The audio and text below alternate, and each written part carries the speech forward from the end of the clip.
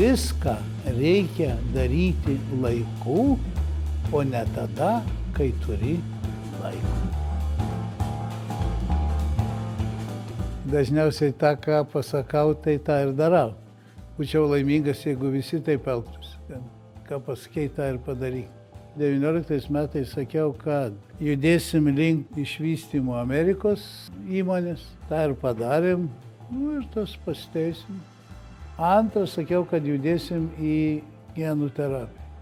Nelengvai čia sekėsi, bet rugsėjo mėnesį atidarom naują genų terapijos centrą.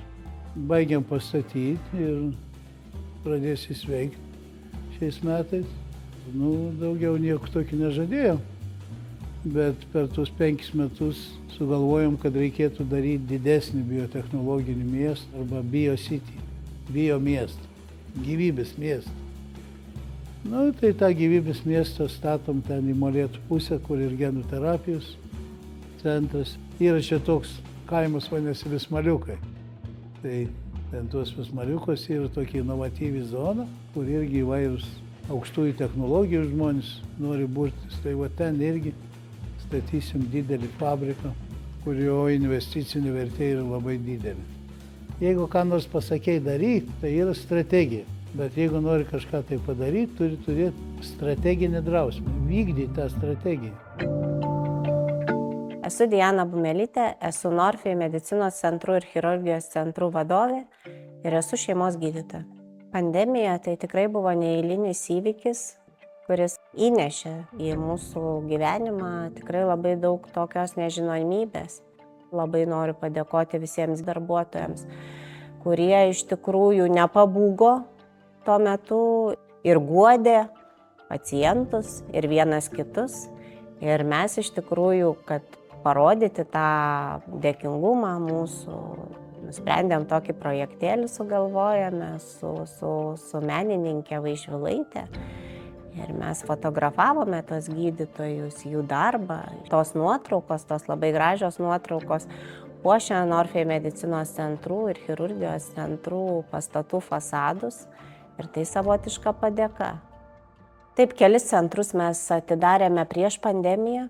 Arba pandemijos, sakykime, metu jau jie buvo pasiruošę startui, bet tiesiog tuo metu reikėjo šiek tiek išlaukti, o dabar tie centrai dirba sėkmingai.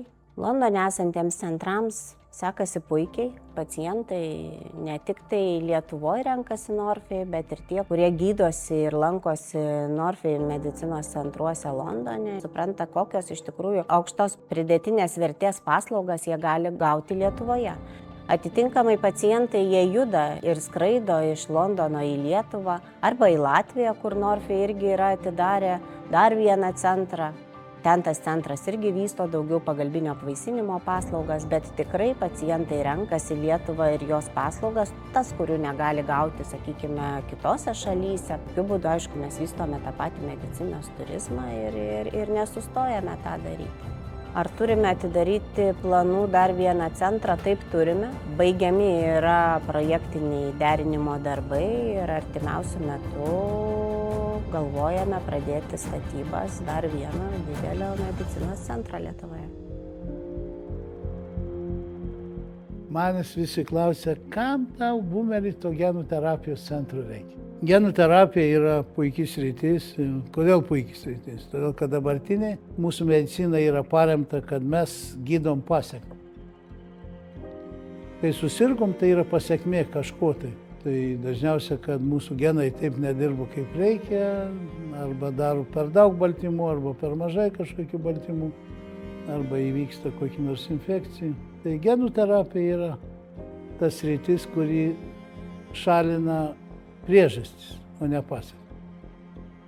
Jeigu yra koks netikęs genas, kuris duoda pasekmę, tai tada mes jį galim pakeisti, sutvarkyti ir tokiu būdu išgydyti ligas, kurių iki šios dienos nelabai kas galėjo gydyti. Tai genų terapijos šiai dienai reikia apie 260 milijonų žmonių, kadangi kitų gydymo metodų nėra. Dabartiniu metu tų ligų, kurios jau ir patvirtintos gydyti genų terapiją, nėra daug. Bet klinikinius tyrimus yra tūkstančiai klinikinių tyrimų, kuriuos visi nori daryti. Ir tai to mano genų terapijos centro toks vienas iš pagrindinių uždavinių ir yra. Jeigu kas susiranda, kokį geną jis nori pakeisti, ateina manis prašyti, kad aš padaryčiau technologiją. Aš ją padarau tom vadinamom GMP sąlygom, geros gamybos praktikos sąlygom. Ir atiduodu jam tą buteliuką arba švirkštuką. Jis eina daryti klinikinių tyrimų. Tai čia visiškai nesvarbu, ar genų terapijos vaistai, ar tie dabartiniu metu biologiniai vaistai, ar iš vis nauji vaistai. Jie visados yra ir bus brangus.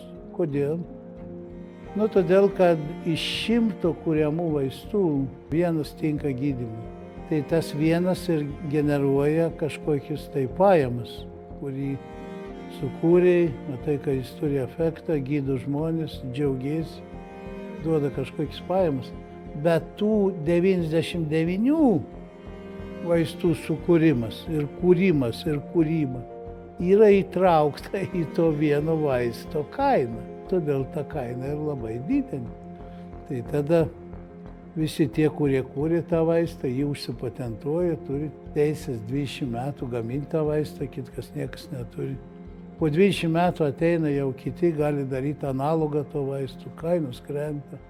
Bet per tą 20 metų tie, kurie kūrėjai kūrė tuos vaistus, kūrė vėl 100 tūkstančius naujų vaistų, iš kurių tik vienetai ateina ir tinka gydymui. Tai todėl tokie brangus labai. Tai čia kitaip nebus. Klinikų plėtra atsiranda dėl to, kad matyt yra tas poreikis plėtrai. Norime būti arčiau paciento, norime suteikti pacientui saugesnę, kokybiškesnę paslaugą, kad jisai būtų arčiau specialisto, kurį galėtų pasiekti, kuriam galėtų paskambinti, su kuriuo galėtų pasitarti. 1/4 vaisingo amžiaus porų iš tikrųjų susiduria su nevaisingumo problemomis ir ne tik moterų, bet ir vyrų nevaisingumo problemomis. Tai yra tikrai labai aktuali ir opi problema. Ir buvo įkurtas ir vyrų nevaisingumo centras 2023 metais.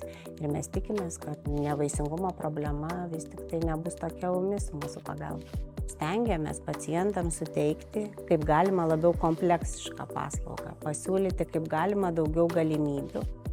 Ir pacientai yra patenkinti, laimingi ir rašo labai gražius atsiliepimus mūsų gydytojams. Šiaip tai aš laikausi tokios pozicijos, kad geri darbai yra daromi tyliai. Bet kartais apie gerus darbus reikia ir papasakoti žmonėms, dėl to, kad galbūt prisidėti irgi prie tokių pačių gerų darbų. Norfai medicinos centrai ir chirurgijos centrai, iš tikrųjų mes esame Klaipėdos universiteto tikrai labai dideli rėmėjai. Natūralu, kad tikrai mūsų dominančios sritis, kurias mes irgi norėtumėm paremti, tai yra ir slaugos specialistų studijos, ir radiolaborantų studijos. Iš tikrųjų, tai yra tie specialistai, kurių yra didžiulis trūkumas Lietuvoje. Artimiausiu metu bus atidarytas ir Norfai Vilniaus centruose, toks pats radiologijos centras. Ir tai iš tikrųjų yra tąsa tų paslaugų, kurias mes iš tikrųjų vykdome dienos chirurgijoje. Reiškia, kad pacientas visas paslaugas, kurios jam yra reikalingos, gaus po vienu stogu. Mūsų netgi ir valstybės tokia, ir ministerijos iš tikrųjų yra paimta tokia kryptis, kad vis tik tai įstaigos turės judėti kompleksiškumo link. Tai reiškia, kad pacientas po vienu stogu turės gauti visas paslaugas, kad jam būtų patogu, kad jis galėtų ateiti ir nereikėtų niekur judėti iš tos įstaigos. Tuo tikslu Norfai atidarė dar vieną centrą Kaune. Kauno centras teikia ir pagalbinio apvaisinimo paslaugas, ir dienos chirurgijos paslaugas. Kauno centre dirba ir konsultantai, kaip ir visose kitose mūsų centruose, kurie yra Vilniuje, Kretingoje, Klaipėdoje. Tai irgi yra labai svarbu, kad pacientai gautų tas paslaugas visas arčiau namų ir nereiktų jų ieškoti kitose miestuose. Norfai grupės misija yra labai tauri. Mes kuriam naujus vaistus ir gydom žmonės. Dvi kryptys yra medicinos centrai gydom žmonės ir biotechnologijos kuriam naujus vaistus. Tai, man atrodo, misija labai tokia, humaniška. Džiaugiuosi, kad mes tokią misiją turim ir tokią misiją vystom. Norfai iš tikrųjų dirba didžiąją dalim dienos chirurgijos srityje. Ką reiškia dienos chirurgija? Dienos chirurgija tai yra, kai žmogus ateina tą pačią dieną, jisai iš tikrųjų jau yra išoperuotas ir gali važiuoti namo. Tai yra tokios operacijos, kurios yra mažai invazyvios. Žmogus po tokių operacijų labai greitai atsistato ir yra darbingas, kas irgi yra labai svarbu Lietuvos ekonomikai. Dėl to dienos chirurgija iš tikrųjų ir mūsų valstybė ir labai skatina šitą sritį.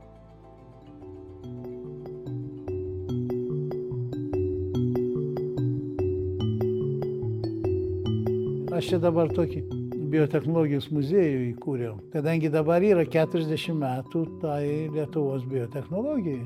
Ir ten tas biotechnologijos muziejus yra iš dviejų dalių. Yra modernioji biotechnologija ir klasikinė. Tai aš nudariau klasikinį biotechnologiją pristatyti per vyno gamybą. Modernioje biotechnologiją, tą, ką aš rinkau per tą 40 metų, tai atidarysim genų terapijos centrą, muziejų.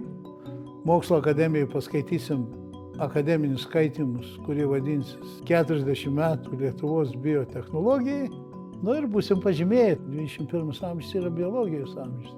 Biologijos amžius atveria žvėriškas galimybės ir gydymui, ir panaudojimui biologinių įvairių procesų įvairios sritys. Dirbu programą, kad iki 30 metų biotechnologijos turi generuoti apie 5% bendro vidaus produkto. Tai mūsų bendras vidaus produktas yra apie 100 milijardų. Tai 5% kiek čia? 5 milijardai per metus. Nemaži pinigėliai, taip. Tai kai tokius pinigėlius daryti, tai čia iš kokių startupų arba pumpurinių įmonių čia ne ką padarys.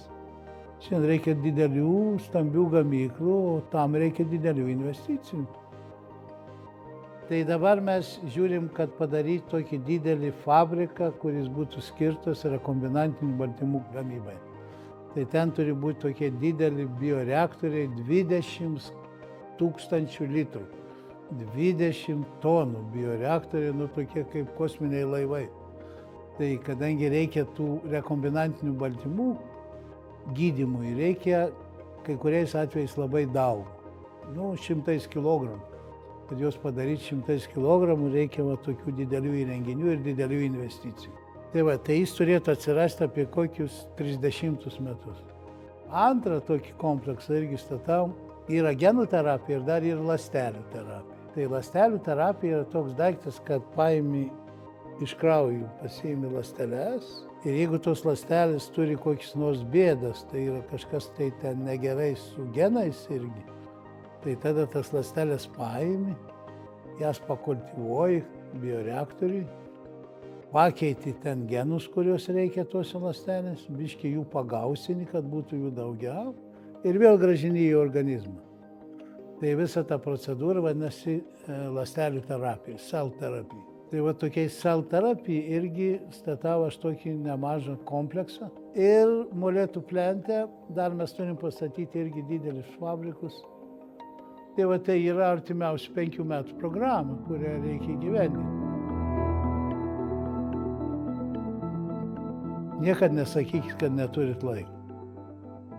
Laiko neturi tas, kuris jį blogai planuoja. Jeigu gerai planuosi savo laiką, turėsi taibės. Kelionė vizijos link yra dirbti ir daryti tai, kas patinka. Ir tada, kai tu jauti prasmę, veda tave už rankos vizijos link. Vizijųgi kiek aš jiems jau viešpatė, tai čia. Visai Lietuvai viską, kad tą pastatyti, man čia reikia apie 7 milijardus investicijų. Taip kad kviečiu jūs visus padirbėti. Dar 5 metus prie BioCity. Paskui dar ką nors sugalvos.